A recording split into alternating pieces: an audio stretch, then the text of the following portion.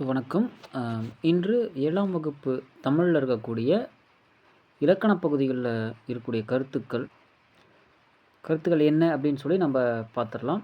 இது வந்து நம்ம 2023 வந்து திருத்திய பதிப்பாக வெளியிட்டிருக்கு. அந்த புக்கை வந்து நம்ம இப்போ பேசுகிறோம்.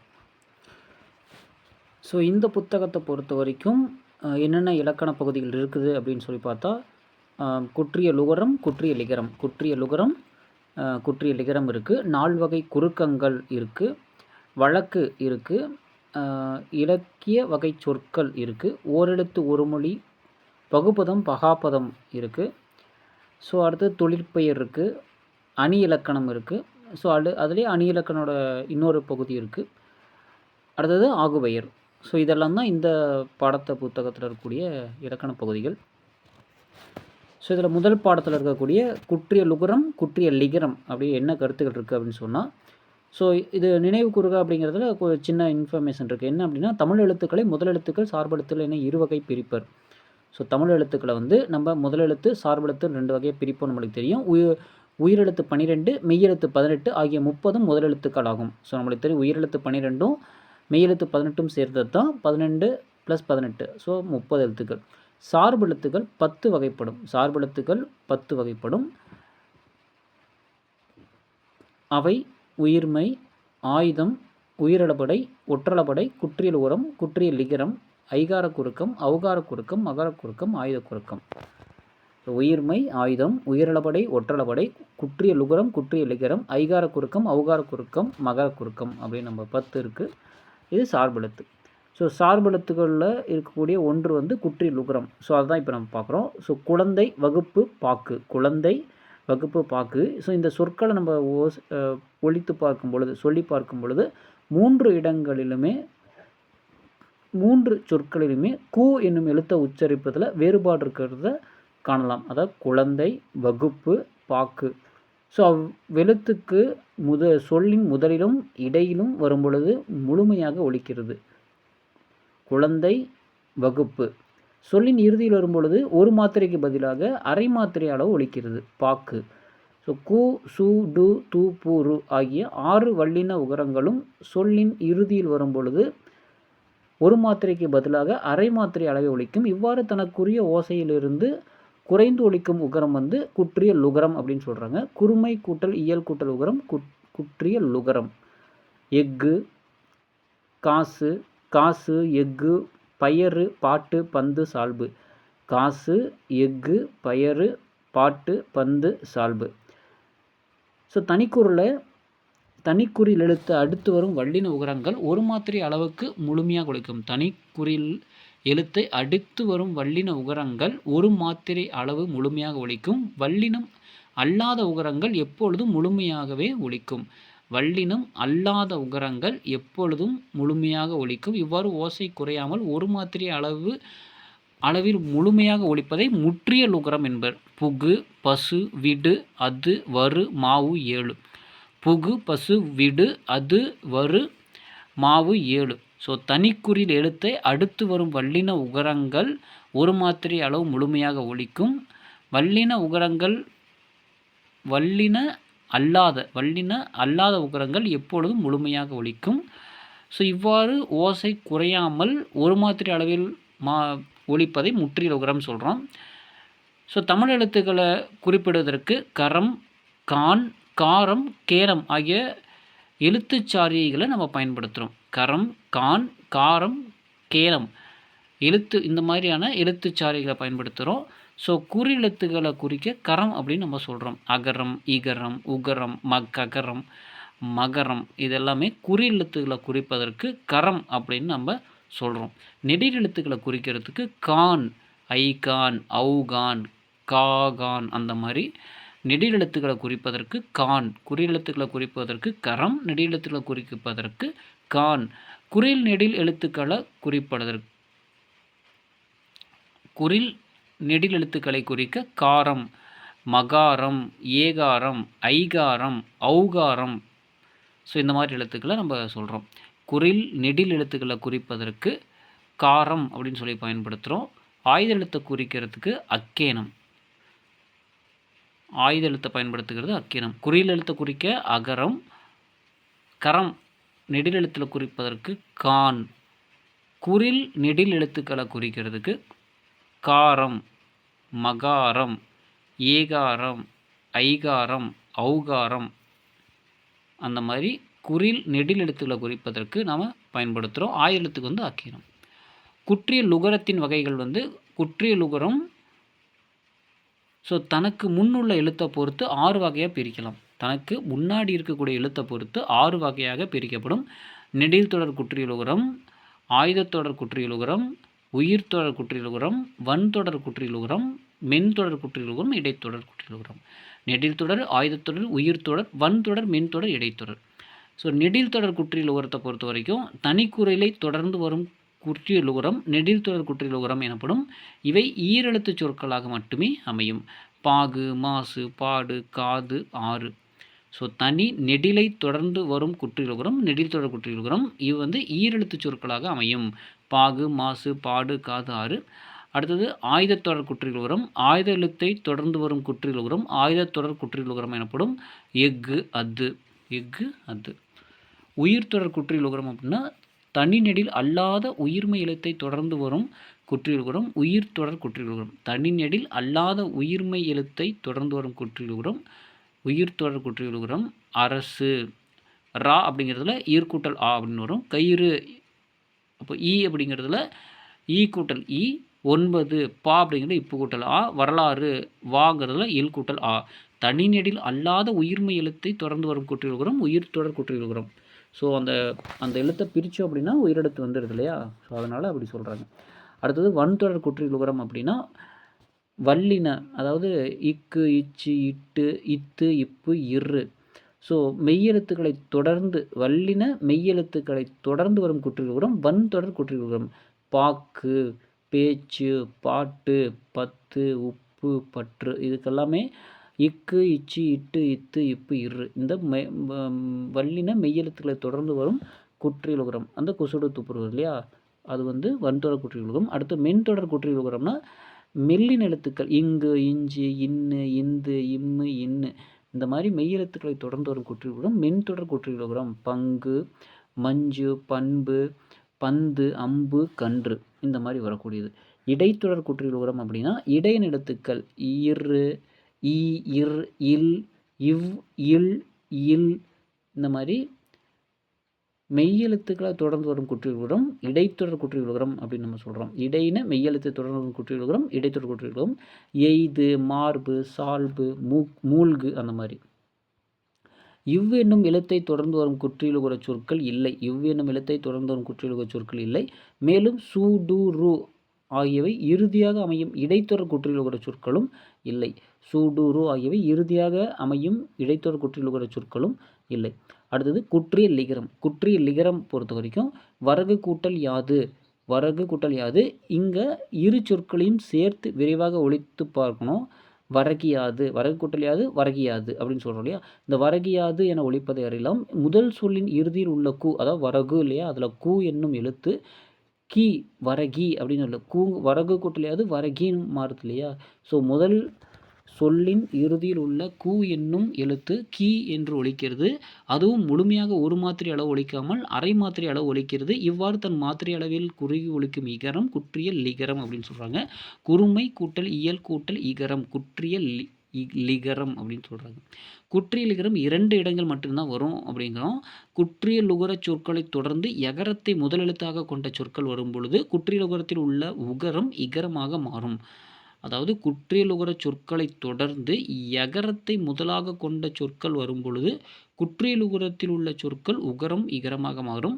அந்த இகரம் தனக்குரிய ஒரு மாத்திரை அளவிலிருந்து அரை மாத்திரை அளவாக குறைந்து ஒலிக்கும். கொக்கு கூட்டல் யாது கொக்கியாது. அதில் கொக்குங்கிறதுல கூ இக்கு கூட்டல் ஊ வருது இல்லையா? அப்போ அந்த கூ தான் வந்து இகரமாக மாறுது. அந்த உகரம் வந்து இகரம். அப்போ இக்கு கூட்டல் ஊ அப்படிங்கிறது இக்கு கூட்டல் ஈயம் மாறுது. அப்போ இக்கு கூட்டல் ஈ என்னது கி. அப்போ கொக்கு கூட்டல் யாது கொக்கியாது. தோப்பு கூட்டல் யாது தோப்பியாது. நாடு கூட்டல் யாது நாடியாது. எனப்படுவது கூட்டல் யாது எனப்படுவதியாது. ஊ வந்து ஈயா மாறுது. குற்றியலுகர சொற்களை தொடர்ந்து எகர எழுத்தை முதலாக கொண்ட சொற்கள் வரும் பொழுது அதாவது யா எழுத்து தொடர்ந்து வரும் பொழுது குற்றியலுகரத்தில் உள்ள இகரம் இகரமாக மாறும். அடுத்தது மியா என்னும் ஓர் அசைச்சொல் ஓசை நயத்திற்காக வருவது. மியா என்னும் ஓர் அசைச்சொல். இதில் மீ அதாவது இம் கூட்டல் இ இல்லையா, இந்த உள்ள இகரம் குற்றிய லிகரம். இது சொற்களில் இடம்பெறும் பொழுது தனக்குரிய மாத்திரை அளவிலிருந்து குறைந்தொழுக்கும். மியா என்பது ஒரு அசைச்சொல், அதாவது ஓசை நேரத்துக்காக வருது இல்லையா. இதில் மீ அதாவது இம் கூட்டல் இ இந்த உள்ளக்கூடிய இகரம் வந்து குற்றிய லிகரம். இது சொற்களில் இடம்பெறும் பொழுது தனக்குரிய மாத்திரை அளவிலிருந்து குறைந்தொழிக்கும். கேள் கூட்டல் மியா கேன் மியா 3 சுழியில் வருது. அடுத்து செல் கூட்டல் மியா சென்மியா 2 சுழியின். ஸோ குற்றிய லிகரம் தற்போது உரைநடை வழக்கில் இல்லை, இலக்கிய வழக்கில் மட்டுமே, இலக்கியங்களில் மட்டுமே உண்டு. ஸோ அடுத்ததாக 2வது பகுதி வந்து நால்வகை குறுக்கங்கள். நால்வகை குறுக்கங்கள் இருக்கக்கூடிய கருத்தில் என்ன, ஒவ்வொரு எழுத்துக்கும் அதை ஒலிப்பதற்கு உரிய கால அளவு உண்டு. இதை மாத்திரை என்பர். ஒவ்வொரு எழுத்தும் அதை ஒலிப்பதற்கு கால அளவு உண்டு. இதை வந்து மாத்திரை அப்படின்னு சொல்கிறோம். ஆனால் எல்லா எழுத்துக்களும் எல்லா இடங்களிலும் தமக்குரிய மாத்திரை அளவில் முழுமையாக ஒலிப்பதில்லை. சில எழுத்துக்கள் சில இடங்களில் தமக்குரிய கால அளவை விட குறைவாக ஒலிக்கும். இவ்வாறு குறைந்து ஒலிக்கும் ஒலிகளை குறுக்கங்கள், ஒலிகள் எழுத்துக்களை குறுக்கங்கள் அப்படின்னு சொல்கிறோம். ஐகார குறுக்கம், ஔகார குறுக்கம், மகர குறுக்கம், ஆயுத குறுக்கம்லாம் படிக்கணும் இல்லையா. ஸோ அது மாதிரி வரக்கூடிய குறுக்கங்கள். ஸோ அந்த குறுக்கம் அப்படிங்கிறதுக்கான அர்த்தம் தான் இது.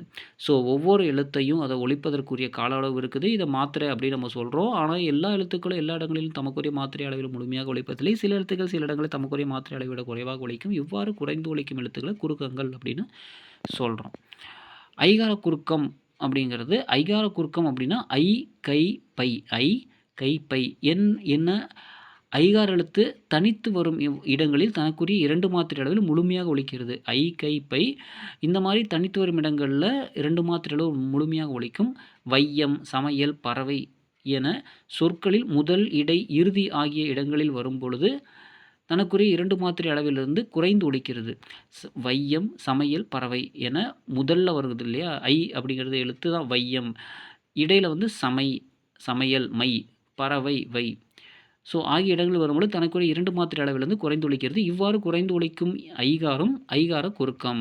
ஐகாரம் சொல்லில் முதலில் வரும்பொழுது 1.5 மாத்திரை அளவில் ஒலிக்கும். ஐகார சொல் முதலில் வரும்பொழுது 1.5 மாத்திரை அளவில் ஒலிக்கும். ஐகார சொல்லின் இடையிலும் இறுதியிலும் வரும் பொழுது 1 மாத்திரை அளவில் ஒலிக்கும். ஸோ ஐகாரம் தனித்து வரும் இடங்களில் 2 மாத்திரை, முதலில் வரும் பொழுது 1.5 மாத்திரை, 1.5 மாத்திரை, இடையிலும் இறுதியிலும் வரும் பொழுது 1 மாத்திரை. ஸோ 2 1.5 1 அந்த மாதிரி இருக்குது. அடுத்து ஔகார குறுக்கம். ஔ என ஔகார எழுத்து தனித்து வரும் இடங்களில் தனக்குரிய 2 மாத்திரை அளவில் முழுமையாக ஒலிக்கிறது. ஔ என ஔகார எழுத்து தனித்து வரும் இடங்களில் 2 மாத்திரை அளவு முழுமையாக ஒலிக்கிறது. ஔவையார், வௌவால் என சொற்களின் முதலில் வரும் பொழுது தனக்குரிய 2 மாத்திரை அளவிலிருந்து குறைந்து 1.5 மாத்திரை அளவு ஒலிக்கிறது. இவ்வாறு குறைந்து ஒலிக்கும் ஔகாரம் ஔகார குறுக்கம் அப்படின்னு சொல்கிறோம். ஔகாரம் சொல்லின் இடையிலும் இறுதியிலும் வராது. ஔகார சொல் வந்து இடையிலும் இறுதியிலும் வராது. ஔ என ஔகார எழுத்து தனித்து இருக்கும் இடங்களில் தனக்குரிய 2 மாத்திரை அளவில் வந்து முழுமையாக ஒலிக்குது. ஔ அப்படின்னு தனித்து வந்தால் முழுமையாக ஒலிக்கும் 2 மாத்திரை அளவுக்கு. ஔவையார், வௌவால் அப்படிங்கிற சொற்கள் முதல்ல வரும் பொழுது 2 மாத்திரை அளவில் வந்து 1.5 மாத்திரையாக ஒலிக்குது. ஸோ இந்த மாதிரி வரக்கூடிய அந்த ஒலி குறுக்கம் தான் குளிக்கும் ஔகாரம் வந்து ஔகார குறுக்கம். இது வந்து இடையிலும் இறுதியிலும் வராது அப்படின்னு சொல்கிறாங்க. ஸோ அடுத்ததாக மகர குறுக்கம். மகர குறுக்கத்தை பொறுத்த வரைக்கும் அம்மா பாடம் படித்தான், அம்மா பாடம் படித்தான் ஆகிய சொற்களில் மகர மெய்யெழுத்து தனக்குரிய அரை மாத்திரை அளவில் முழுமையாக ஒலிக்கிறது. ஸோ அம்மா, இம்மு, பாடம் படித்தான் அப்படிங்கிறதுல வர இம்மு. ஸோ இந்த சொற்களில் இருக்கக்கூடிய மகர மெய்யெழுத்து இம் அப்படிங்கிற எழுத்து வந்து தனக்குரிய மெய்யெழுத்துக்குள்ள மாத்திரை அளவு வந்து அரை இல்லையா. ஸோ அந்த அரை மாத்திரை அளவு முழுமையாக ஒலிக்கிறது. வலம் வந்தான் என்பதில் உள்ள மகர மெய்யெழுத்து அடுத்து வகர எழுத்து வருவதால் மகர மெய்யானது தனக்குரிய அரை மாத்திரை அளவிலிருந்து 1/4 மாத்திரை அளவில் ஒலிக்கிறது. வலம் வந்தான் என்பதில் இருக்கக்கூடிய அங்கே வந்து பாடம் படித்தான் ரைட்டா. ஸோ அங்கே வந்து அரை மாத்திரை முழுசாக ஒலிக்குது. இங்கே வலம் வந்தான் என்பதில் வந்து இங்கே எப்படி இருக்குன்னா வலம் வந்தான். அப்போ அதாவது மகர மெய்யெழுத்து அடுத்து வகர எழுத்து வருவதால் வலம் வா அப்படின்னு வந்திருக்கு இல்லையா. ஸோ அதில் மகர மெய் என்ன பண்ணுது, தனக்குரிய அரை மாத்திரை அளவு குறைந்து, அரை மாத்திரையிலிருந்து அளவு குறைந்து 1/4 மாத்திரை அளவு ஒலிக்கிறது. ஸோ போலும் என்னும் சொல்லை போன் 2 சொல்லினா போடுறது. மருளும் என்னும் சொல்லு மருண் என்னும் சொல்லில் ஓசைக்காக பயன்படுத்தியிருக்காங்க. இந்த சொற்களில் மகர மெய்யானது 2 சுழின் 3 சுழின் ஆகிய எழுத்துக்களை அடுத்து வருவதால் தனக்குரிய அரை மாத்திரை அளவிலிருந்து குறைந்து கால் மாத்திரை அளவு ஒலிக்கிறது. இவ்வாறு குறைந்து ஒலிக்கும் மகரம் வந்து மகர குறுக்கம் அப்படின்னு சொல்கிறாங்க. ஸோ இதில் போலும் அப்படிங்கிறது போன்மு, மருளும் அப்படிங்கிறது மரும் அப்படின்னு ஓசை சீரமைப்புக்காக நம்ம பயன்படுத்தியிருக்கோம். இந்த சொற்களில் மகர மெய்யானது இன் இன் ஆகிய அடுத்து வருவதால் தனக்குரிய அரை மாத்திரை அளவிலிருந்து கால் மாத்திரை அளவு ஒலிக்கிறது. இவ்வாறு குறைந்து ஒலிக்கும் மகரம் வந்து மகர குறுக்கம் அப்படின்னு சொல்கிறோம். அடுத்தது ஆயுத குறுக்கம் பொறுத்த வரைக்கும் அக்கு எக்கு இந்த சொற்கள் வரக்கூடிய ஆயுத எழுத்து தனக்குரிய அரை மாத்திரை அளவில் முழுமையாக ஒலிக்கிறது. முள் கூட்டல் தீது என்பது முட்டீது, கல் கூட்டல் தீது கற்றீது எனவும் வரும். இச்சொற்கள் ஆயுத எழுத்து தனக்குரிய அரை மாத்திரை அளவிலிருந்து குறைந்து கால் மாத்திரை அளவில் ஒலிக்கிறது. இவ்வாறு குறைந்து ஒலிக்கும் ஆயுதம் வந்து ஆயுத குறுக்கம் அப்படின்னு நம்ம சொல்கிறோம். ஆயுத எழுத்து தனக்குரிய மாத்திரை வந்து அரை மாத்திரை. தனியாக வரும் பொழுது அதாவது அஃது எஃகு ஆகிய சொற்கள் வரும். அந்த மாதிரி சொற்கள் வரும் பொழுது தனக்குரிய அரை மாத்திரை அளவில் முழுமையாக ஒலிக்குது. முள் கூட்டல் தீது முட்டீது, கொல் கூட்டல் தீது கற்றீது என சொல்லும். இச்சொற்களில் உள்ள ஆயுத எழுத்து தனக்குரிய அரை மாத்திரை அளவிலிருந்து கால் மாத்திரை அளவு ஒலிக்குது. இதை வந்து இந்த மாதிரி ஏற்படைய குறுக்கம் வந்து ஆயுத குறுக்கம் அப்படின்னு நம்ம சொல்கிறோம். அடுத்தது 3வது இயலில் இருக்கக்கூடிய வழக்கு அப்படிங்கிற பகுதி. எழுத்திலும் பேச்சிலும் சொற்களை பயன்படுத்தும் முறை வழக்கு. எழுத்திலும் பேச்சிலும் சொற்களை பயன்படுத்தும் முறை வந்து வழக்கு அப்படின்னு அழைக்கப்படுகிறது. ஸோ நம் முன்னோர் எந்தெந்த சொற்களை என்னென்ன பொருளில் பயன்படுத்தினார்களோ அச்சொற்களை அவ்வாறே பயன்படுத்துவது வழக்கு.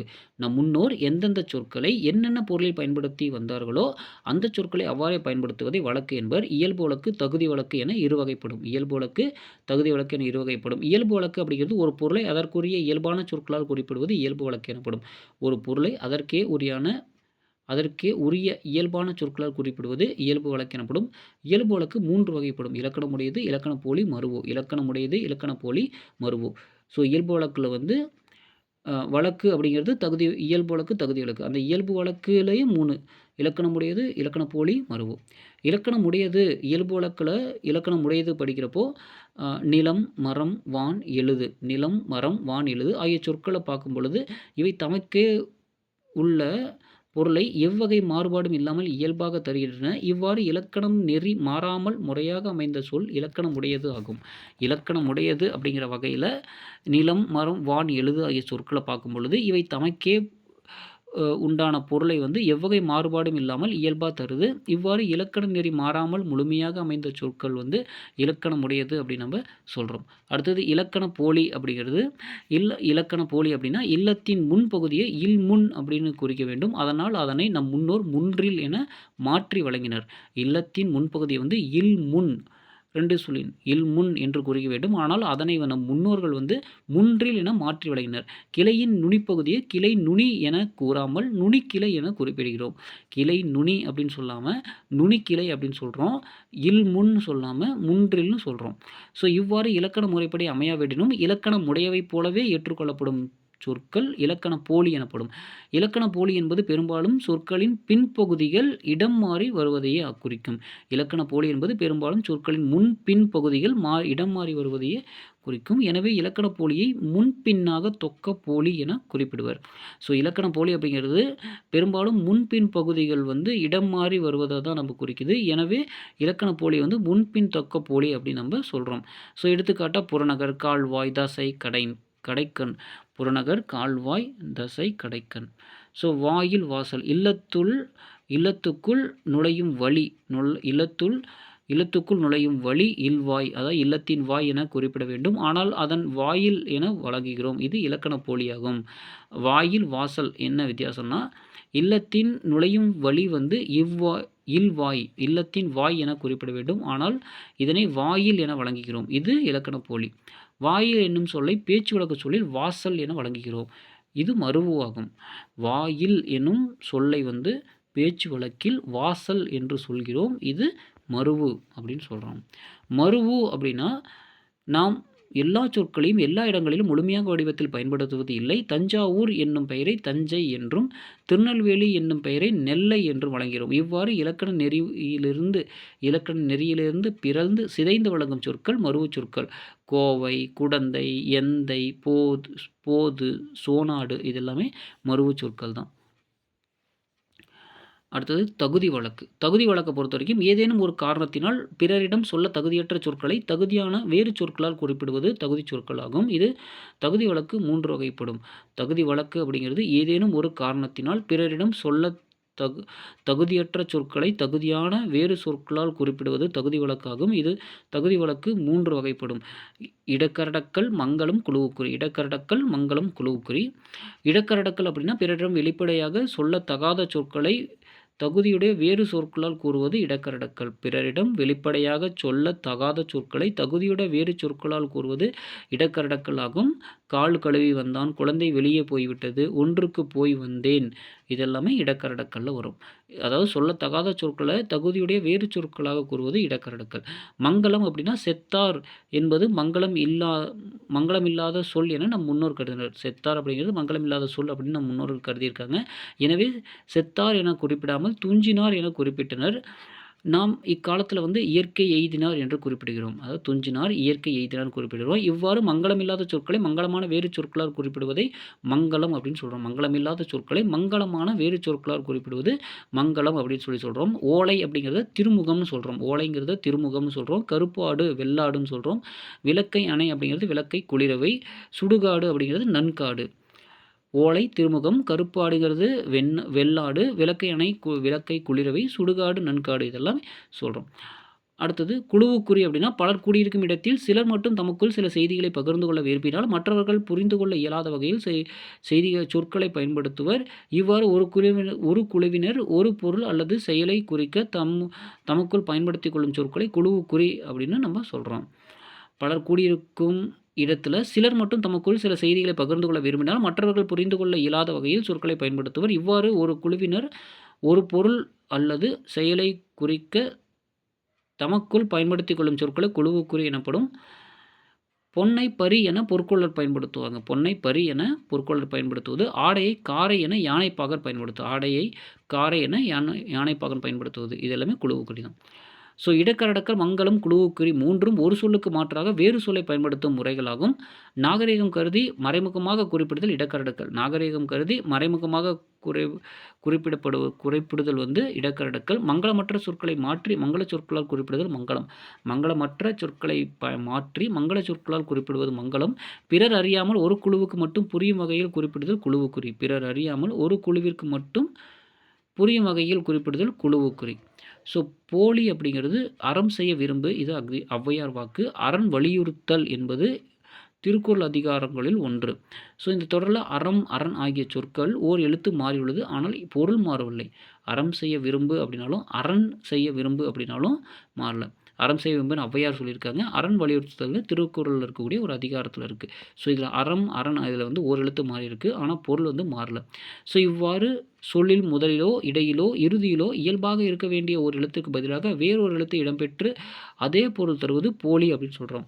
ஸோ சொல்லின் முதலிலோ இடையிலோ இறுதியிலோ இயல்பாக இருக்க வேண்டிய ஒரு எழுத்துக்கு பதிலாக வேறொரு எழுத்து இடம்பெற்று அதே பொருள் தருவது போலி எனப்படும். போலி என்னும் சொல் போல இருத்தல் என்பதிலிருந்து தோன்றியது. போலி அப்படிங்கிறது போல இருத்தல் என்பதிலிருந்து தோன்றியது. போலி 3 வகைப்படும். முதற்போலி, இடைப்போலி, கடைப்போலி. முதற்போலி, இடைப்போலி, கடைப்போலி. முதற்போலி அப்படின்னா பசல், பைசல், மஞ்சு, மைஞ்சு, மயல், மையல் ஆகிய சொற்கள் முதலெழுத்து மாறினாலும் பொருள் மாறவில்லை. பசல், பைசல், மஞ்சு, மைஞ்சு, மயல், மையல், மையல் ஸோ ஆகிய சொற்களும் முதலெழுத்து மாறினாலும் பொருள் மாறவில்லை. இவ்வாறு முதலில் இருக்க வேண்டிய எழுத்திற்கு பதிலாக வேறொரு எழுத்து அமைந்து அதே பொருளை தருவது முதற்போலியாகும். இடைப்போலி அப்படிங்கிறது அமைச்சு, இளஞ்சி, இளைஞ்சி, அரையர் ஆகிய சொற்களில் இடையில் உள்ள எழுத்து மாறினாலும் பொருள் மாறவில்லை. இவ்வாறு சொல்லின் இடையில் இருக்க வேண்டிய எழுத்திற்கு பதிலாக வேறொரு எழுத்து அமைந்து அதே பொருள் தருவது இடைப்போலியாகும். கடைப்போலியை பொறுத்த வரைக்கும் அகம், அகன், நிலம், முகம், முகன், பந்தல், பந்தர், சாம்பல், சாம்பர் ஆகிய சொற்களில் இறுதியாக உள்ள எழுத்து மாறினாலும் பொருள் மாறவில்லை. இவ்வாறு சொல்லின் இறுதியில் இருக்க வேண்டிய எழுத்திற்கு பதிலாக வேறொரு எழுத்து அமைத்து அதே பொருள் தருவது கடைப்போலியாகும். அக்ரிணை பெயர்களில் இறுதியில் இருக்கும் மகர எழுத்திற்கு பதிலாக நகரம் கடைப்போலியாகும். ஸோ அகம், அகன் அப்படின்னு சொல்லி வருது இல்லையா, அதில் நிலம், நிலன் அதாவது அக்ரிணை பெயர்களில் இறுதி எழுத்து நிற்கும் மகர எழுத்துக்கு பதிலாக நகரம் கடைப்போலியாகும். லகர எழுத்திற்கு பதிலாக ரகரம் கடைப்போலி. ஸோ லகரம் அதாவது பந்தல் பந்தர், அந்த லகரத்துக்கு பதிலாக ரகரம் வந்து கடைப்போலி. அகம் அகன், அதில் மகரத்துக்கு பதிலாக நகரம் வந்து கடைப்போலி. முற்றுப்போலி அப்படிங்கிறது வந்து மூவகை போலிகள் மட்டும் இல்லாமல் வேறு ஒரு வகை போலியும் உண்டு. 5 அப்படிங்கிறது 5, இச்சொற்களை ஒழித்து பார்க்கும் 5 அப்படிங்கிறது 5, இதை ஒழித்து பார்க்கும் பொழுது 5 என்னும் சொல் வந்து 5 என்னும் சொல்லின் போலி வடிவம். ஸோ 5 அப்படின்னு சொல்கிற 5 அதோட போலி வடிவம். 5 என்ற சொல்லில் உள்ள எழுத்துக்கள் அனைத்தும் வேறுபட்டு இருந்தாலும் அஃது 5 என்னும் பொருளை தருகிறது. இவ்வாறு ஒரு சொல்லின் இயல்பாக அமைந்த எழுத்துக்களுக்கு பதிலாக எழுத்துக்கள் அனைத்து வேறுபட்டாலும் பொருள் மாறாமல் இருப்பது முற்றுப்போலி. முற்றுமே மாறினா கூட பொருள் மாறாமல் இருக்கிறது முற்றுப்போலி அப்படின்னு நம்ம சொல்கிறோம். அடுத்தது இயல் 4ல் இருக்கக்கூடிய இலக்கிய வகை சொற்கள். இயல் 4ல் இருக்கக்கூடிய இலக்கிய வகை சொற்கள் என்னென்னு சொல்லி பார்த்தலாம். பூ, வா, அறம், கடிதம், புத்தகம். ஸோ பூ, வா, அறம், கடிதம், புத்தகம் இந்த சொற்களை படிக்கும் பொழுது இவற்றில் முதல் இரு சொற்கள் ஓரெழுத்தை கொண்டவை. அடுத்த சொற்கள் 3, 4, 5 எழுத்துக்கள் கொண்டவை. இவை அனைத்தும் பொருள் தருகின்றன. அதாவது பூ, வா, அறம், கடிதம், புத்தகம் இதில் எல்லாமே அந்த பூ அப்படிங்கிறது பூ, வா அப்படிங்கிறது ஓரெழுத்தை கொண்டிருக்கு இல்லையா. அறம் அப்படிங்கிறதுல 3 எழுத்து இருக்குது. கடிதம் 4 எழுத்து, புத்தகம் 5 எழுத்து கொண்டவை. இவை அனைத்துமே பொருள் தருது. இவ்வாறு ஓரெழுத்து தனித்து நின்றும் ஒன்றுக்கு மேற்பட்ட பல எழுத்துக்கள் தொடர்ந்து வந்து பொருள் தருவது சொல் அப்படின்னு சொல்கிறாங்க. மொழி, பதம், கிளவி என்னும் பொருள் தரும் வேறு சொற்களாகும். மொழி, பதம், கிளவி என்பன சொல் அப்படிங்கிற பொருள் தரக்கூடிய வேறு சொற்கள். அதாவது சொல்ல வந்து மொழி, பதம், கிளவின்னு நம்ம சொல்லலாம். இலக்கிய முறைப்படி பெயர்ச்சொல், வினைச்சொல், இடைச்சொல், உரிச்சொல் என சொற்கள் 4 வகைப்படும். நம்ம படிச்சிருக்கோம். இலக்கண முறைப்படி பெயர்ச்சொல், வினைச்சொல், இடைச்சொல், உரிச்சொல் அப்படின்னு படிக்கணும். அதேபோல் இலக்கிய வகை சொற்களில் வந்து இயற்சொல், திரிசொல், திசைச்சொல், வடச்சொல் என 4 வகையாக பிரிக்கலாம். இலக்கண முறைப்படி பெயர்ச்சொல், வினைச்சொல், இடைச்சொல், உரிச்சொல். இலக்கிய முறைப்படி இயற்சொல், திரிசொல், திசைச்சொல், வடசொல் அப்படின்னு 4 வகையாக பிரிக்கலாம். இயற்சொல்லை பொறுத்த வரைக்கும் கடல், கப்பல், எழுதினான், படித்தான். ஸோ கடல், கப்பல், எழுதினான், படித்தான். ஸோ இதில் பொருள் இயல்பாகவே எளிதில் விளங்குகிறது இல்லையா. ஸோ இவ்வாறு எளிதில் பொருள் விளங்கும் வகையில் அமைந்த சொற்கள் இயற்சொற்கள். இயற்சொற்கள் வந்து பெயர், வினை, இடை, உரி ஆகிய 4 வகையிலும் வரும். பெயர், வினை, இடை, உரி ஆகிய 4 வகையிலும் வரும். ஸோ எடுத்துக்காட்டு மண், பொன் இது வந்து பெயர் இயற்சொல். நடந்தான், வந்தான்கிறது வினை இயற்சொல். அவனை, அவனால் இடை இயற்சொல். மாநகர் உரி இயற்சொல். திரிசொல் அப்படிங்கிறது வங்கூல், அழுவம், சாற்றினான், உருபயன். வங்கூல், அழுவம், சாற்றினான், உருபயன். ஸோ இந்த சொற்களை பார்க்கும் பொழுது இது வந்து இச்சொற்கள் இலக்கியங்களில் பயின்று வரும் சொற்கள். இவை வங்கூல் அப்படின்னா காற்று, அழுவம்னா கப்பல், சாற்றினான்னா சொன்னான், உருபயன்னா மிகுந்த பயன். ஸோ இவ்வாறு கற்றோருக்கு மட்டும், அதாவது இலக்கியங்கள் வந்து தெரிஞ்சால் தான் இதை நம்ம படிக்க முடியல. கற்றோருக்கு மட்டுமே விளங்குபவையாகவும் இலக்கியங்களை மட்டும் பயின்று வருபவையாகவும் இருக்கக்கூடிய சொற்கள் திரிசொற்கள் அப்படின்னு சொல்கிறாங்க. திரிசொற்களுக்கும் பெயர், வினை, இடை, உரி ஆகிய 4 வகையிலும் வரும். அழுவம், வங்கம்ங்கிறது பெயர் திரிசொல். இயம்பினான், பயின்றான் வினை திரிசொல். அன்ன, மன்ன இடை திரிசொல். அதான் 2 சொல்லி இல்லை 2 சொல்லிதான். கூர்களி அப்படிங்கிறது உரி திரிசொல். கூர்களிங்கிறது உரி திரிசொல். திரிசொற்களை ஒரு பொருள் குறித்த பல திரிச்சொற்கள் எனவும் பல பொருள் குறித்த ஒரு திரிச்சொல் எனவும் 2 வகையாக பிரிக்கலாம். திரிச்சொற்களை ஒரு பொருள் குறித்த பல திரிச்சொல் எனவும் பல பொருள் குறித்த ஒரு திரிச்சொல் எனவும் பிரிக்கலாம். வங்கம், அம்பி, நாவாய் என்பன கப்பல் என்னும் ஒரே பொருளை தரக்கூவதால் இது ஒரு பொருள் குறித்த பல திரிசொல். வங்கம், அம்பி, நாவாய் என்பன கப்பல் என்னும் ஒரே பொருளை தருவதால் ஒரு பொருளை குறித்த பல திரிசொல் அப்படின்னு சொல்கிறாங்க. இதழ் என்னும் சொல் வந்து பூவின் இதழ், உதடு, கண் இமை, பனை ஏடு, நாளிதழ். இதழ் அப்படிங்கிறத வந்து பூவின் இதழ், உதடு, கண் இமை, பனை ஏடு, நாளிதழ் ஆகிய பல பொருள்களை தருவதால் பல பொருள் குறித்த ஒரு திரிசொல் சொல்கிறோம். திசை சொல்லை பொறுத்த வரைக்கும் சாவி, சன்னல், பண்டிகை, ரயில் இந்த சொற்கள் வந்து தமிழ் வழக்கில் இருந்தாலும் இவை தமிழ் சொற்கள் அல்ல. பிற மொழியில் இருந்து வந்து தமிழில் வழங்கி வருபவையாகும். இவ்வாறு வடமொழி தவிர பிற மொழியில் இருந்து வந்து தமிழில் இடம்பெயரும் சொற்கள் வந்து திசை சொற்கள் அப்படின்னு சொல்லுவோம். சாவி, சன்னல், பண்டிகை, ரயில் இதெல்லாமே தமிழ் வழக்கில் இல்லை. இதெல்லாம் பிற மொழியிலிருந்து தமிழில் வழங்கி வருவது. ஸோ இவ்வாறு வடமொழி தவிர பிற மொழியில் இருந்து வந்து தமிழில் இடம்பெறும் சொற்கள் வந்து திசை சொற்கள் அப்படின்னு சொல்லுவோம். முற்காலத்தில் பாண்டிய நாட்டை தவிர தமிழ்நாட்டில் பிற பகுதியில் வழங்கிய கேணி அப்படின்னா கிணறு, பெற்றம்னா பசு ஆகிய சொற்களும் திசை சொற்களே ஆகும். அதாவது கேணி, பெற்றம் இதெல்லாமே திசை சொற்கள் தான். முற்காலத்தில் பாண்டிய நாட்டை தவிர தமிழ்நாட்டின் பிற பகுதிகளில் வழங்கிய கேணி, பெற்றம், அப்படிங்கிற சொற்கள் திசை சொற்களாம். கேணி அப்படின்னா கிணறு, பெற்றம்னா பசு. வடசொல் பொறுத்த வரைக்கும் வருடம், மாதம், கமலம், விடம், சக்கரம். வருடம், மாதம், கமலம், விடம், சக்கரம் முதலிய சொற்கள் தமிழில் வழக்கில் இருந்தாலும் இவை தமிழ் சொற்கள் அல்ல. இவை வடமொழி எனப்படும் சமஸ்கிருத மொழி சொற்களாகும். இவ்வாறு வடமொழியிலிருந்து தமிழில் இடம்பெறும் சொற்களை வடமொழி சொற்கள் அப்படின்னு சொல்கிறாங்க. வட சொற்களை தற்சமம் தற்பவம் தற்பவம் அப்படின்னு 2 வகையாக பிரிப்போம். கமலம், அலங்காரம் என்னும் வடமொழியில் இருப்பது போன்றே தமிழில் எழுதுவதை தற்சமம் அப்படின்னு சொல்கிறோம். கமலம், அலங்காரம் என வடமொழியில் இருப்பது போன்றே தமிழில் எழுதுவதை தற்சமம் சொல்கிறோம். லக்ஷ்மி என்பதை லக்குமி என்றும், விஷம் என்பதை விடம் என்றும் தமிழ் எழுத்துக்களால் மாற்றி எழுதுவதை தற்பவம்னு சொல்கிறோம். கமலம், அலங்காரம் என வடமொழியில் இருப்பதை தமிழில் இருப்பது போன்றே தமிழில் மாற்றி எழுதுறது தற்சமம். லக்ஷ்மி என்பதை லக்குமின்னு சொல்லி, விஷம் என்பதை விடம் அப்படின்னு சொல்லி தமிழ் எழுத்துக்களால் மாற்றி எழுதுவதை தற்பவம்னு சொல்லி நம்ம போகிறோம். அவ்வளோ. ஸோ என்னென்னா கமலம் நம்ம இங்கே தமிழ்லேயே சொல்கிறோம் இல்லையா, அலங்காரம் தமிழ்லேயே சொல்கிறோம். ஸோ அதனால் அங்கே இருக்க மாதிரி இங்கேயும் நம்ம பயன்படுத்துறதுனால அது தற்சமம், அங்கே இருக்கிறத நம்ம சமமாக பயன்படுத்துகிறோம். லட்சுமி லக்குமி, விஷம் விடம் அப்படின்னு மாற்றியில் பயன்படுத்துகிறோம். அதனால் இது தற்பவம். அடுத்தது இயல் 5ல் இருக்கக்கூடிய ஓரெழுத்து ஒரு மொழி பகுபதம் பகாப்பதம். ஓரெழுத்து ஒரு மொழி பகுபதம் பகாப்பதம். ஓரெழுத்து ஒரு மொழி அப்படிங்கிறது ஈ, பூ, கை ஆகிய எழுத்துக்களை கவனிக்கும் பொழுது இவை ஒன்றிற்கும் பொருள் உண்டு. அதாவது ஈக்கு தனியாக பொருள் இருக்குது, பூக்கு தனியாக பொருள் இருக்குது, கைக்கு தனியாக பொருள் உண்டு. இவ்வாறு ஓர் எழுத்தே பொருள் தரும் சொல்லாக அமைவதை ஓரெழுத்து ஒரு மொழி அப்படின்னு சொல்கிறாங்க. ஓர் எழுத்தே பொருள் தரும் சொல்லாக அமைவது ஓரெழுத்து ஒரு மொழி. நன்னூல் என்னும் இலக்கண நூலை எழுதிய பவனந்தி முதிவர் தமிழில் 42 ஓரெழுத்து ஒருமுறை உள்ளன என குறிப்பிட்டார். இவற்றில் நோ, குறில் நோ, நோ, து ஆகிய 2 சொற்களை தவிர ஏனைய 40 சொற்களும் நெடில் எழுத்துக்களாக அமைந்தவையாகும். நன்னூல் என்னும் இலக்கண நூலில் எழுதிய பவனந்தி முனிவர் என்ன சொல்கிறார் அப்படின்னா 42 ஓரெழுத்து ஒருமொழியில் இருக்குது. இவற்றில் நோ, து ஆகிய 2 சொற்களை தவிர ஏனைய 40 சொற்களும் நெடில் எழுத்துக்களாக தான் இருக்குது அப்படின்னு சொல்கிறாங்க. ஸோ இதில் ஓரெழுத்து ஒரு மொழின்னு அவற்றோட பொருள் அப்படின்னு பார்க்குறது இதில் 42மே ரொம்ப ரொம்ப முக்கியம்.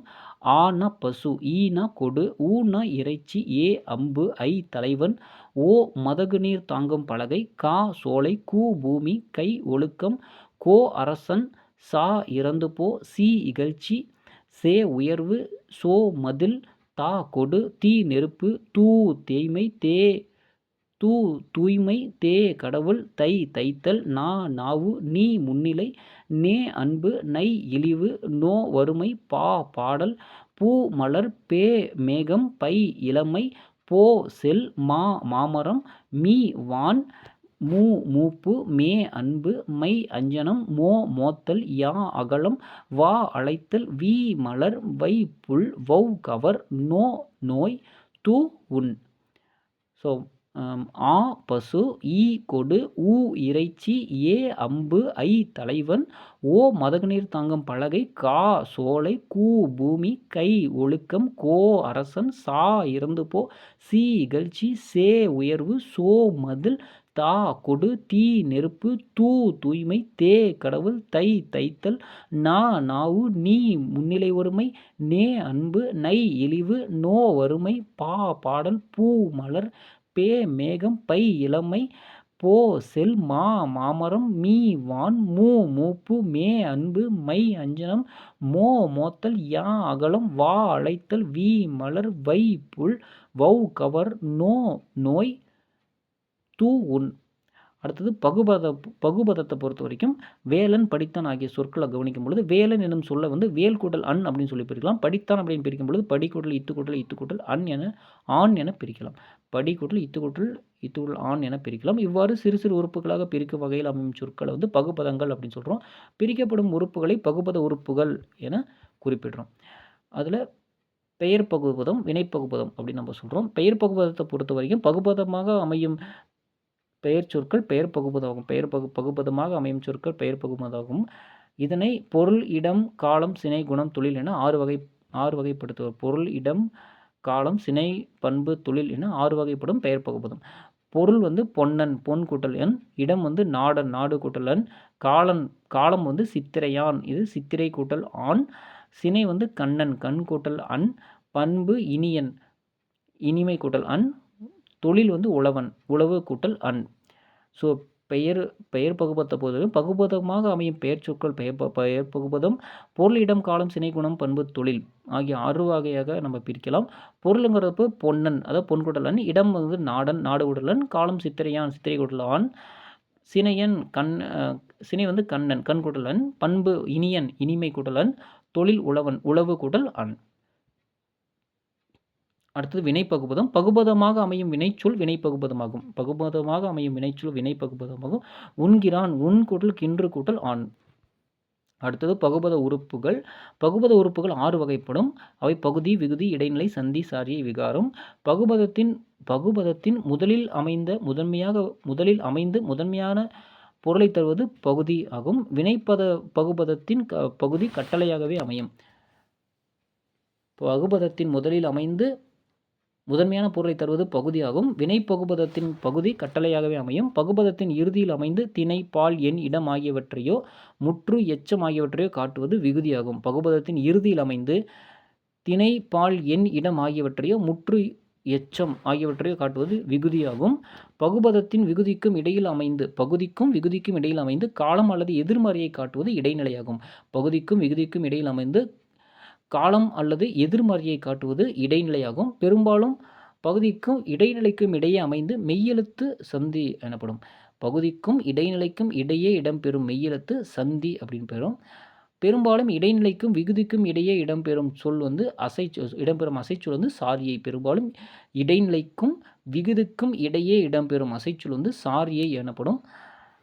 பகுதி, சந்தி, இடைநிலை முதலியவற்றில் ஏற்படும் மாற்றம் விகாரம். பகுதி, சந்தி, இடைநிலை முதலியவற்றில் ஏற்படும் மாற்றம் விகாரம் எனப்படும். அதாவது வந்தனன் அப்படின்னா வா பிராக்கெட்டில் வா, இத்து பிராக்கெட்டில் இத்து, இந்து, அடுத்து கூட்டல் இத்து கூட்டல் அன் கூட்டல் அன். வந்தனன் அப்படிங்கிறதுல வா கூட்டல் இத்து இந்து, கூட்டல் இத்து கூட்டல் அன் கூட்டல் அன். வாங்கிறது பகுதி, இதில் வா என குறுகி ஒரு ஒலிப்பது விகாரம். வாங்கிறது பகுதி, இதில் வா என குறுகி இருப்பது விகாரம். இத்துங்கிறது சந்தி, இதில் இந்து என திருந்தி இருப்பது விகாரம். இத்துங்கிறது இறந்த கால இடைநிலை. அன்கிறது சாரியை, அன்கிறது ஆண்பால் வினைமுற்று விகுதி. அடுத்து பகாபதம் அப்படின்னா மரம், கழனி, உன், எழுது இந்த சொற்களை கவனிக்கும் பொழுது மரம், கழனி, உன், எழுது இந்த சொற்களை கவனிக்கும் பொழுது மேலும் சிறிய உறுப்புகளாக பிரிக்க முடியாது. ஸோ இவ்வாறு பகுபத உறுப்புகளாக பிரிக்க முடியாத சொல் வந்து பகாபதம். இவை வந்து அடிச்சொல் அல்லது வேர்ச்சொல்னு நம்ம சொல்கிறோம். பகுபத உறுப்புகளாக பிரிக்க முடியாத சொல் வந்து பகாபதம். இது வந்து அடிச்சொல் அல்லது வேர் சொல் அப்படின்னு நம்ம சொல்கிறோம். பெயர், வினை, இடை, உரி ஆகிய 4 வகை சொற்களிலும் பகாபதம் உண்டு. பெயர், வினை, இடை, உரி ஆகிய 4 வகை சொற்களிலும் பகாபதங்கள் உண்டு. பெயர் பகாபதத்தை பொறுத்த வரைக்கும் நிலம், நீர், நெருப்பு, காற்று. பெயர் பகாபதத்தை பொறுத்த வரைக்கும் நிலம், நீர், நெருப்பு, காற்று. வினை பகாபதத்தை பொறுத்த வரைக்கும் நட, வா, படி, வாழ். வினை பகாபதத்தை பொறுத்த வரைக்கும் நட, வா, படி, வாழ். இடைப்பகாபதத்தை பொறுத்த வரைக்கும் மண், கொள், தில், போல். இடைப்பகாபதத்தை பொறுத்த வரைக்கும் மண், கொள், தில், போல். உரி பகாபதத்தை பொறுத்த வரைக்கும் உரு, தவ, நனி, களி. உரி பகாபதத்தை பொறுத்த வரைக்கும் உரி, தவ, நனி, களி. அடுத்ததாக இயல் 6 தொழிற்பெயர். இயல் 6 தொழிற்பெயர். உழவர் செய்யும் தொழில் உழுதல், தையற்காரர் செய்யும் தொழில் தைத்தல். இத்தொடரில் உழுதல், தைத்தல் என்பன செயல்களின் பெயர்களாக அமைகின்றன. இவ்வாறு ஒரு செயலின் அல்லது வினையின் பெயராக அமைவது தொழிற்பெயர் அப்படின்னு சொல்கிறோம். ஒரு செயலின் அல்லது வினையின் பெயராக அமைவது தொழிற்பெயர் எனப்படும். தொழிற்பெயர் எண், இடம், காலம், பால். எண், இடம், காலம், பால் ஆகியவற்றை காட்டாது படர்க்கை இடத்தில் மட்டுமே வரும். தொழிற்பெயர் வந்து எண், இடம், காலம், பால் ஆகியவற்றை காட்டாது படர்க்கை இடத்தில் மட்டுமே வரும். படித்தல், ஆடல், நடிப்பு, எழுதுதல், பொருத்தல்.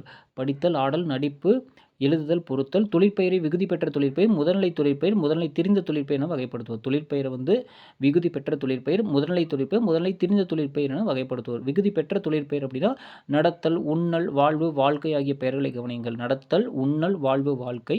இவற்றில் நட, உண், வாழ் ஆகிய வினைப்பகுதிகள் வந்து தல், அல், ஊ, கை ஆகிய விகுதிகளோடு சேர்ந்து தொழிற்பெயராக அமைந்திருக்கு. நட அப்படிங்கிற வினைப்பகுதி தள்ளோடு சேர்ந்து நடத்தல்னு வந்திருக்கு. உண் அப்படிங்கிற பகுதி அல்லோடு சேர்ந்து உண்ணல் அப்படிங்கிறது. வாழ் வினைப்பகுதி வந்து ஊவோட சேர்ந்து வாழ்வு, கையோடு சேர்ந்து வாழ்க்கை.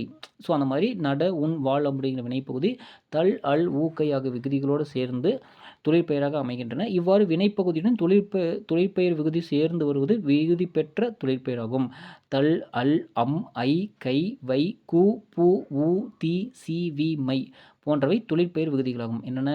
தல், அல், அம் தல் அல் அம் ஐ கை வை ஐ வை ஐ கை வை கூ பூ உ தி சி வீமை தல் அல் அம் ஐ கை வை கூ பூ உ தி சி வீமை. ஸோ போன்றவை வந்து தொழிற்பெயர் விகுதிகளாக வரும். தருதல்ங்கிறதுல தல் அப்படின்னு வந்திருக்கு. தருதல்னா தல். கூறல் அல் ஆட்டம் அம் விலை ஐ வருகை கை பார்வை வை போக்கு கு நட்பு பு மறைவு வு மறதி தி உணர்ச்சி சி கல்வி வி செய்யாமை மை. ஸோ முதல்நிலை தொழிற்பெயர்னா வானில் இடி இடித்தது, சோறு கொதி வந்தது. இடி கொதி எனும் சொற்கள் இடித்தல் கொதித்தல் எனும் சொற்களின் பகுதிகளாகும். இவ்வாறு ஏவல் ஒருமை வினையாக அமையும் வினைச்சொற்களின் பகுதி முதல்நிலை என்பர். அதாவது வானில் இடி இடித்தது, சோறு கொதி வந்தது. இடி கொதி எனும் சொற்கள் இடித்தல் கொதித்தல் சொற்களின் பகுதிகளாகும். இவ்வாறு ஏவல் ஒருமை வினையாக அமையும் வினைச்சொற்களின் பகுதியை முதல்நிலை என்பர். முதல்நிலை எவ்வகை மாற்றமும் பெறாமல் தொழிற்பெயராக அமைவது முதல்நிலை தொழிற்பெயர். முதல்நிலை எவ்வகை மாற்றம் பெறாமல் தொழிற்பெயராக அமைவது முதல்நிலை தொழிற்பெயராகும். செல்லமாக ஒரு அடி அடித்தான். அறிஞர் அண்ணா தம் பேச்சால் புகழ் பெற்றார். இவற்றில் வந்து அடி புகழ். செல்லமாக ஒரு அடி அடித்தான் அப்படி சொல்கிறப்ப அடி. அறிஞர் தம் பேச்சால் புகழ் பெற்றாங்க புகழ். இவற்றின் அடிக்கோடிட சொற்கள் வந்து விகுதி பெறாமல் தம் பொருளை உணர்த்துகின்றன. அடி புகழ் அப்படிங்கிற வார்த்தை விகுதி பெறாமல் தன்னோட பொருளை உணர்த்துன்னு சொல்கிறாங்க.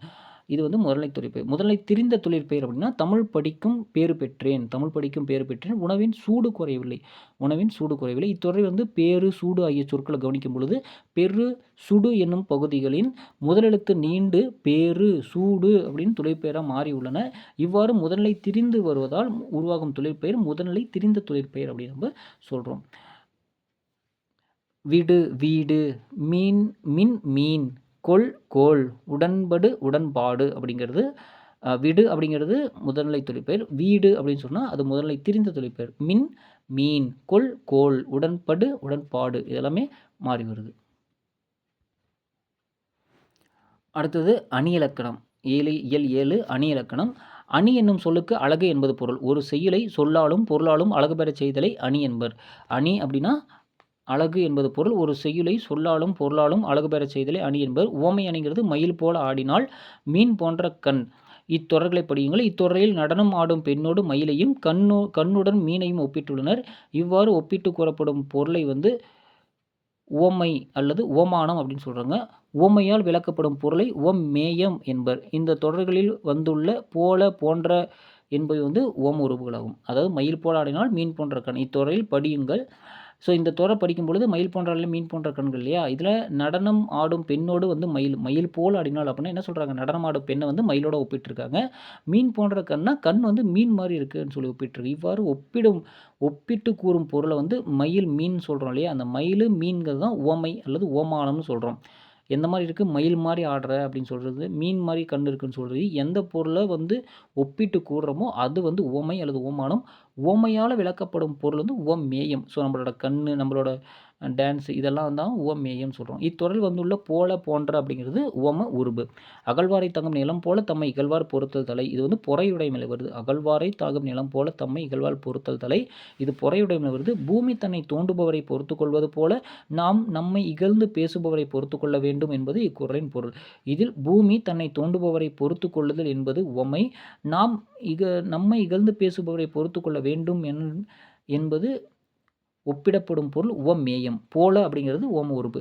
ஒரு பாடலில் உவமேயம் வந்து ஓம உருபு வெளிப்படையாக வந்தால் அது ஓமை அணி எனப்படும். போல, புறைய, அன்ன, இன்ன, அற்று, மான, கடுப்ப, ஒப்ப, உரள இதெல்லாம் ஓம உருபுகளாகும். போல, புறைய, அன்ன, இன்ன, அற்று, மான, கடுப்ப, ஒப்ப, உரள இதெல்லாம் ஓம உருபுகளாக வரும்.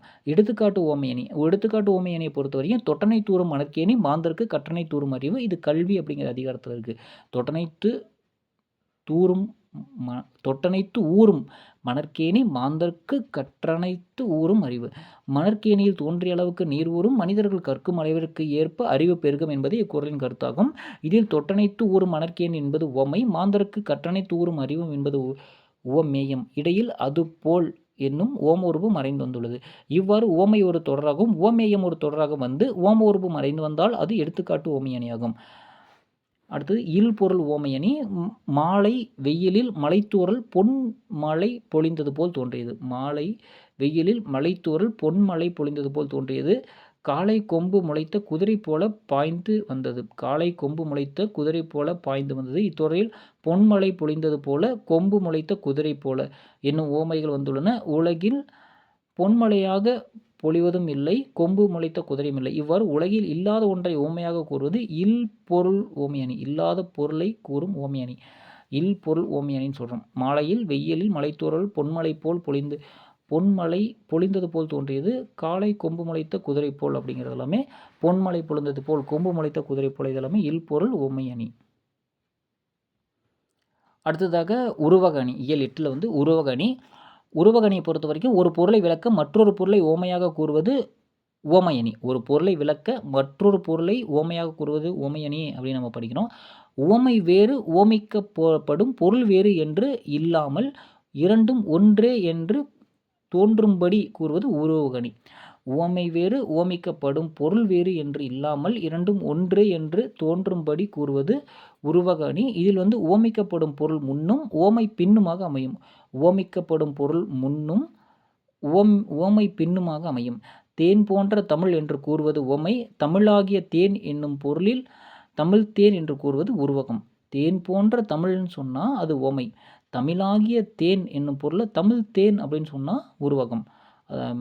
வெள்ளம் போன்ற இன்பத்தை அப்படிங்கிறது இன்ப வெள்ளம்னு சொன்னால் கடல் போன்ற துன்பத்தை துன்ப கடல் என்று சொல்வதும் உருவகம். அப்போ உருவகத்தை பொறுத்தவரை தமிழ் தேன், இன்ப வெள்ளம், துன்பக்கடல் இந்த மாதிரிலாம் வரும். வையம் தகலியா வார்கடலை நெய்யாக வெய்ய கதிரோன் விளக்காக செய்ய சுடர் ஆழியான் அடிக்கே சூடினேன் கொள்மாலை இடராளி நீங்குக என்று. வையம் தகலியா வார்கடலே வையம் தகலியாக வார்க்கடலை நெய்யாக வெய்ய கதிரோன் விளக்காக செய்ய சுடர் ஆழியான் அடிக்கே சூட்டினேன் சொல்மாலை இடராளி நீங்குக என்று. இப்பாடலில் பூமி விளக்காகவும் கடல் நெய்யாகவும் கதிரவன் சுடராகவும் உருவகப்படுத்தப்பட்டுள்ளன. எனவே இப்பாடலில் உருவகணி அமைந்துள்ளது. அடுத்து ஏகதேச உருவகணி. அறிவு என்னும் விளக்கை கொண்டு அறியாமை நீக்க வேண்டும். அறிவு என்னும் விளக்கை கொண்டு அறியாமை நீக்க வேண்டும். அதாவது இத்தொடரில் அறிவு விளக்காக உருவகப்படுத்தப்பட்டுள்ளது, அறியாமை இருளாக உருவகப்படுத்தப்படவில்லை. இவ்வாறு கூறப்படும் இரு பொருளில் ஒன்றை மட்டும் உருவகப்படுத்தி மற்றொன்றை உருவகப்படுத்தாமல் விடுவது ஏகதேச உருவகணியாகும். ஏகதேசம் அப்படின்னா ஒரு பகுதி.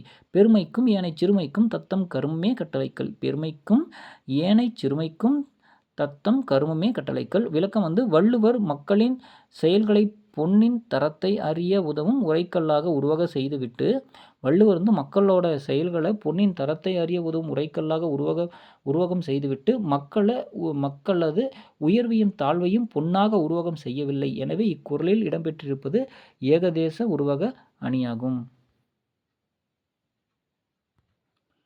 அடுத்ததாக இயல் 9 இருக்கக்கூடிய ஆகுபெயர். ஆகுபெயர் தோட்டத்தில் மேய்து வெள்ளை பசு. தோட்டத்தில் வெய்தும் வெள்ளை பசு. இத்தொடரில் வெள்ளை என்னும் சொல் வெண்மை என்னும் நிறப்பொருளை தருகிறது. வெள்ளை என்னும் சொல் வெண்மை என்னும் நிறப்பொருளை தருகிறது. இது இயல்பான பெயர்ச்சொல். வீட்டுக்கு வெள்ளை அடித்தான். இத்தொடரில் வெள்ளை என்பது வெண்மை நிறத்தை குறிக்காமல் வெண்மை நிறமுடைய சுண்ணாம்பை குறிக்கிறது. வீட்டுக்கு வெள்ளை அடித்தான் அப்படிங்கிறது இந்த வெள்ளை அப்படிங்கிறது வெண்மை நிறத்தை குறிக்காமல் வெண்மை நிறமுடைய சுண்ணாம்பை குறிக்கிறது. இவ்வாறு ஒன்றின் பெயர் அதனை குறிக்காமல் அதனோடு தொடர்புடைய வேறு ஒன்றுக்கு ஆகி வருவது ஆகுபெயர். இவ்வாறு ஒன்றன் பெயர் அதனை குறிக்காமல் அதனோடு தொடர்புடைய வேறு ஒன்றுக்கு ஆகி வருவது ஆகுபெயர் எனப்படும். பொருள், இடம், காலம், சினை, பண்பு, தொழில் ஆகிய 6 வகையான பெயர் சொற்களிலும் ஆகுபெயர் உண்டு. பொருள், இடம், காலம், சினை, பண்பு, தொழில் ஆகிய 6 வகையான பெயர் சொற்களிலும் ஆகுபெயர் உண்டு. பொருளாகுபெயர். பொருளாகுபெயர் பொறுத்த வரைக்கும் மல்லிகை சூடினாள். மல்லிகை சூடினாள். மல்லிகை என்னும் ஒரு முழு பொருளின் பெயர் அதன் ஓர் உறுப்பாகிய மலரை குறிக்கிறது. இவ்வாறு பொருளின் பெயர் அதன் சினையாக உறுப்புக்கு ஆகி வருவது பொருளாக பெயர் எனப்படும். இதனை முதலாக பெயர் என்றும் கூறுவர். மல்லிகை சூடினாள். மல்லிகை என்னும் ஒரு முழு பொருளின் பெயர் அதன் உறுப்பாகிய மலரை குறிக்கிறது. இவ்வாறு பொருளின் பெயர் அதன் சினையாக உறுப்புக்கு ஆகி வருவது பொருளாக பெயர் எனப்படும். இதனை முதலாக பெயர் என்றும் கூறுவர். அடுத்தது இடவாகு பெயர் அப்படின்னா சடுகுடு போட்டியில் தமிழ்நாடு வெற்றி பெற்றது. சடுகுடு போட்டியில் தமிழ்நாடு வெற்றி பெற்றது. தமிழ்நாடு என்னும் இடப்பெயர் அவ்விடத்தை சேர்ந்த விளையாட்டு அணியை குறிப்பதால் இது இடவாகு பெயர். காலவாகு பெயர் டிசம்பர் சூடினாள். இத்தொடரில் டிசம்பர் கால் என்னும் காலப்பெயர் அக்காலத்தில் மலர்ந்த பூவை குறிப்பதால் இது காலவாகு பெயர். சினையாகு பெயரை பொறுத்த வரைக்கும் கலைக்கு ஒரு தலைக்கு தலைக்கு ஒரு பழம் கொடு அப்படின்னா இத்துறையில் ஆளுக்கு ஒரு பழம் கொடு என்பது பொருளாகும். இவ்வாறு சினை அதாவது உறுப்பின் பெயர் முதலாகி வருவது சினையாக பெயராகும். அடுத்தது பண்பாகு பெயர். பண்பாகு பெயரை பொறுத்த வரைக்கும் இனிப்பு தின்றான். இத்துறையில் இனிப்பு என்னும் பண்பு பெயர் அப்பண்பை உடைய தின்பண்டத்தை குறிப்பதால் இது பண்பாகு பெயர். தொழிலாகு பெயர் அப்படிங்கிறது பொங்கல் உண்டான். இத்தொடையில் பொங்கல் அதாவது பொங்குதல் என்னும் தொழிற்பெயர் அத்தொழிலால் உருவான உணவினை குறிப்பதால் இது தொழிலாகு பெயர். அடுத்து இரட்டை கிளவி அப்படிங்கிறது தங்கை விறுவிறுவென நடந்து சென்று தோட்டத்தில் மலர்ந்த மலர்களை கலகலவென சிரித்தபடியே மலமளவென கொய்யத் தொடங்கினாள். இத்தொடரில் விறுவிறு, கலகல, மலமல ஆகிய சொற்களை கவனித்தோம். ஆனால் இவை ஒவ்வொன்றிலும் அசைச்சொற்கள் இரண்டிரண்டாக இணைந்து வந்துள்ளன. அவற்றை பிரித்து பார்த்தால் பொருள் தரவில்லை. இவ்வாறு இரட்டையாக வந்து பிரித்தால் பொருள் தராத சொற்களை இரட்டை கிளவி என்று கூறுவோம். அடுத்து அடுக்கு தொடர் அப்படிங்கிறது சிறுவர்கள் விளையாடி கொண்டிருந்தனர். அமுதன் திடீரென பாம்பு பாம்பு பாம்பு என்று கத்தினான். எங்கே எங்கே என்று கேட்டபடியே மற்ற சிறுவர்கள் அவன் அருகே ஓடி வந்தன. இல்லை இல்லை சும்மாதான் சொன்னேன் என்று சிரித்தபடியே ஓடினான் அமுதன். அவனை பிடி பிடி பிடி பிடி என்று கத்துக்கொண்டே மற்றவர்கள் துரத்தினார்கள். இப்பகுதியில் சில சொற்கள் 2, 3, 4 முறை இடம்பெற்றுள்ளன. இவ்வாறு அச்சம், விரைவு, சினம் போன்ற காரணங்களால் ஒரு சொல் ஒன்றுக்கு மேற்பட்ட முறை தொடர்ந்து வருவதை அடுக்கு தொடர் என்பர். அடுக்கு தொடரில் பலமுறை இடம்பெறும் ஒவ்வொரு சொல்லும் பொருளுடையது. அடுக்கு தொடரில் பலமுறை இடம்பெறும் ஒவ்வொரு சொல்லும் தொடர்புடையது. அடுக்கு தொடர் இரட்டை கிளவி ஒப்பீடு. அடுக்கு தொடரில் உள்ள சொற்களை தனித்தனியே பிரித்து பார்த்தாலும் அவற்றுக்கு பொருள் உண்டு. இரட்டை கிளவியை பிரித்து பார்த்தால் அது பொருள் தருவதில்லை. அடுக்கு தொடரில் ஒரே சொல் 2 அல்லது 3 முறை வரும். இரட்டை கிளவியில் ஒரு சொல் 2 முறை மட்டுமே வரும். அடுக்கு தொடரில் ஒரு சொல் 2 அல்லது 4 முறை வரும். 2 அல்லது 4 முறையும். இரட்டை கிளவியில் ஒரு சொல் 2 முறை மட்டுமே வரும். அடுக்கு தொடரில் சொற்கள் தனித்தனியே நிற்கும். இரட்டை கிளவியில் சொற்கள் இணைந்தே நிற்கும். அடுக்கு தொடரில் சொற்கள் தனித்தனியே நிற்கும். இரட்டை கிளவியில் சொற்கள் இணைந்தே நிற்கும். அடுக்கு தொடர் விரைவு, வெகுளி, அச்சம், அவலம் ஆகிய பொருள்கள் காரணமாக வரும். அடுக்கு தொடர்ங்கிறது விரைவு, வெகுளி, உவகை, அச்சம், அவலம் ஆகிய பொருள்களின் காரணமாக வரும். இரட்டை கிளவி வினைக்கு அடைமொழியாக குறிப்பு பொருளில் வரும்.